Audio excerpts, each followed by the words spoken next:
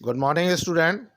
आज फिर एक बार क्लास 11th के लिए बिजनेस स्टडी में यूनिट 2 का चैप्टर नंबर 4 और इसके अंदर आज का टॉपिक है साझेदारी की सीमाएं, दोष, लिमिटेशन या डिमेरिट्स या हानियां।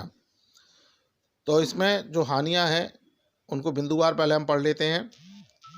सबसे पहला है सीमित साधन, दूसरा सीमित दायित्व, तीसरा आपसी संघर्ष की संभावना, चौथा प्रबंध में कठिनाई, पांचवा निरंतरता की अनिश्चितता, छठवां सार्वजनिक विश्वास की कमी, सातवां गोपनीयता रखना कठिन, आठवां हित हस्तांतरण पर प्रतिबंध, नवां व्यवसाय संचालन में शिथिलता, दसवां अपव्यय, 11वां बड़े उद्योगों के लिए अनुपयुक्त। सो गाइस स्टार्ट करते हैं हम पहले बिंदु से सीमित साधन। तो साझेदार में सदस्यों की संख्या पर प्रतिबंध होता है, अतः बड़े व्यवसाय के संचालन के लिए पर्याप्त मात्रा में साधन प्राप्त नहीं हो पाते, अतः साझेदारी फर्म का विस्तार एक सीमा तक ही किया जा सकता है। यानी जो साझेदारी व्यवसाय होता है उसमें अधिकतम सदस्यों की संख्या निश्चित है, उससे ज़्यादा व्यवसाय के अंदर उस साझेदारी फर्म के अंदर सदस्यों को नहीं बढ़ाया जा सकता। तो ऐसी स्थिति में जो साधन होते हैं वो सीमित होते हैं, और यदि साझेदार चाहें कि उस फर्म को और आगे तक ले जाएं और आगे बढ़ाएं तो वो उनके लिए ऐसा करना संभव नहीं हो पाता है। दूसरा है असीमित दायित्व। तो साझेदारी के अंतर्गत जो साझेदार होते हैं उनके दायित्व असीमित होते हैं।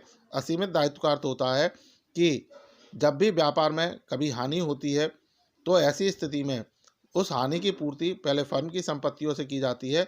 यदि फर्म की संपत्तियां उस हानि की पूर्ति को करने में कम होती हैं तो साझेदारों की निजी संपत्ति या उनकी व्यक्तिगत संपत्ति से उस हानि की पूर्ति की जाती है। तो ऐसी स्थिति में जो साझेदार हैं उनका मनोबल कम होता है, उनका साहस कम हो जाता है, यानी वो इस बात से डरे हुए होते हैं कि अगर व्यवसाय में हानि हुई तो हमारी निजी संपत्ति से इसका भुगतान करना होगा। तो इस कारण वो व्यवसाय को आगे बढ़ाने या व्यवसाय में ज़्यादा जोखिम लेने में घबराते हैं, डरते हैं। अगला है आपसी संघर्ष की संभावना। साझेदारों में आपसी संघर्ष की संभावना अधिक पाई जाती है, जिसके परिणाम स्वरूप आपसी हितों में सामंजस्य नहीं रह पाता। तो साझेदारों में आपसी संघर्ष की संभावना रहती है, अर्थात कि हर साझेदार चाहता है कि मुझे अधिकतम लाभ हो, कम काम करना पड़े। तो ऐसे में उनके बीच में मतभेद होते हैं जो संघर्ष को जन्म देते हैं, जिनके कारण संघर्ष उत्पन्न होता है। और जब संघर्ष उत्पन्न होता है तो जो आपस में तालमेल, कोऑर्डिनेशन होना चाहिए वो उनके बीच में नहीं रह पाता है। अगला है प्रबंध में कठिनाई। साझेदारी में सभी निर्णय सभी साझेदार मिलकर लेते हैं, अतः निर्णय लेने में देरी होती है और साथ ही संगठित प्रबंध की कठिनाई का भी सामना करना पड़ता है। यानी जो साझेदारी फर्म होती है, जैसे हमने उसके गुणों में पढ़ा था, उसके लाभ में पढ़ा था कि सभी लोग मिलकर साथ में निर्णय लेते हैं, सर्वसम्मति से निर्णय लेते हैं। ऐसे में जो निर्णय लेते हैं सभी लोग मिलकर निर्णय लेते हैं, तो ऐसे में निर्णय लेने में कई बार देरी हो जाती है और वो निर्णय समय पर नहीं ले पाते। तो ऐसी स्थिति में फर्म को कई बार हानि भी उठानी पड़ती है। फिर है निरंतरता की अनिश्चितता। एक साझेदार की मृत्यु होने या पागल होने या दिवालिया होने या अवकाश ग्रहण करने पर साझेदारी समाप्त होती है। इसके अतिरिक्त यदि एक साझेदार के फर्म के समापन की मांग करता है तो साझेदारी समाप्त हो सकती है। यानी जो निरंतरता की निश्चितता, इसके अंदर निरंतरता बनी रहे, कंटिन्यूटी रहे, ऐसा निश्चित होता है, निश्चित नहीं होता है, क्योंकि इसमें किसी भी एक साझेदार की मृत्यु होने पर या उसके पागल होने पर या उसके दिवालिया हो जाने पर या उसके द्वारा रिटायरमेंट ले लेने पर जो साझेदारी है वह समाप्त हो जाती है। या कोई भी एक साझेदार फर्म को साझेदारी को समाप्त करने की मांग करता है तो ऐसी स्थिति में भी वो साझेदारी समाप्त हो जाएगी। तो जो साझेदारी व्यवसाय में कंटिन्यूटी होनी चाहिए वो कंटिन्यूटी इसके अंदर नहीं होती है। अगला है सार्वजनिक विश्वास की कमी।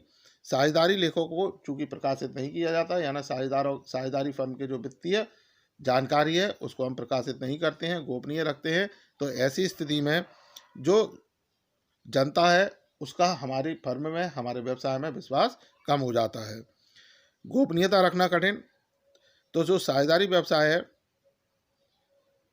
उसके अंदर कुछ बातें ऐसी होती हैं जिनका व्यवसाय के अतिरिक्त किसी अन्य पर प्रकट होना हानिकारक होता है। यानी जो व्यवसाय होते हैं उसमें कई चीज़ें ऐसी होती हैं, कई बातें ऐसी होती हैं जिन्हें हमें गोपनीय रखना पड़ता है, और यदि वो किसी के सामने आ गई तो उससे हमें भारी हानि की संभावना होती है। साझेदारी में सभी बराबर के साझेदार होते हैं तथा सभी बातें मालूम होती है। साझेदारी में सभी साझेदार हैं, सबको सब बात मालूम है, क्योंकि सभी व्यवसाय का संचालन कर रहे हैं, व्यवसाय के निर्णय ले रहे हैं। तो ऐसी स्थिति में यह संभावना रहती है कि व्यवसाय संबंधित कोई महत्वपूर्ण सूचना उसके अलावा किसी अन्य को प्रकट हो जाए, साझेदारों के आपसी संबंध ठीक ना हो तो इसकी संभावना और भी बढ़ जाती है। यानी जब सभी साझेदारों को सारी जानकारी रहती है, कई बार भूलवश या गलती से कोई बात अगर किसी के सामने पहुंच गई तो उसके कारण व्यवसाय को हानि उठानी होगी, और ऐसी संभावना तब होती है जब साझेदारों में आपसी सामंजस्य की कमी होती है, आपसी सामंजस्य नहीं होता है। अगला है हित हस्तांतरण पर प्रतिबंध। तो एक साझेदार अपने हित तभी हस्तांतरित कर सकता है जब सभी साझेदार उस पर सहमति दें। यानी इसमें हित हस्तांतरण नहीं किया जाता। यानी कोई एक साझेदार है, अगर वो चाहे कि मैं छोड़कर अपने पुत्र को या अपने रिश्तेदार को इसमें साझेदार बना दूं, तो ऐसा करना संभव नहीं है। ऐसा करने के लिए उन्हें सभी साझेदारों से सहमति लेनी होगी, और जब सभी साझेदार सहमत होंगे तभी हित हस्तांतरण किया जा सकेगा। अगला है व्यवसाय संचालन में शिथिलता। सभी साझेदार अपने कार्य में कुशल हो ऐसा संभव नहीं होता, परंतु सभी को व्यवसाय संचालन में भाग लेने का अधिकार होता है। यानी सभी व्यक्ति सभी कामों में एक्सपर्ट हो, कुशल हो, निपुण हो ऐसा संभव नहीं है, लेकिन सभी साझेदार व्यवसाय के संचालन में भाग लेते हैं, सभी व्यापार का संचालन करते हैं, व्यापार को चलाते हैं। अतः एक साझेदार द्वारा अपना कार्य सुचारू रूप से न करने का प्रतिकूल प्रभाव दूसरे साझेदारों पर भी पड़ता है। यानी जब एक जो साझेदार है यदि वो अपना काम सही ढंग से समय पर नहीं करता है तो उसका प्रभाव अन्य साझेदारों पर भी पड़ेगा, वह भी कुशलतापूर्वक कार्य नहीं कर पाएगा, और जो हमारा साझेदारी व्यवसाय है, फर्म है, उसके अंदर कामों में ढील पोल रह जाएगी, शिथिलता आ जाएगी। यानी उसमें हमारे जो काम चल रहे थे सुचारू रूप से वो काम चलना बंद हो जाएंगे, रुक जाएंगे। अगला है अपव्यय। तो साझेदारी में जो भी खर्चे होते हैं उसका वहन एक साझेदार को ना करके सभी को करना होता है। यानी जो खर्चे होते हैं वो केवल एक साझेदार नहीं करता, बल्कि सभी साझेदार उसको वहन करते हैं, सभी साझेदारों को वो झेलना पड़ता है।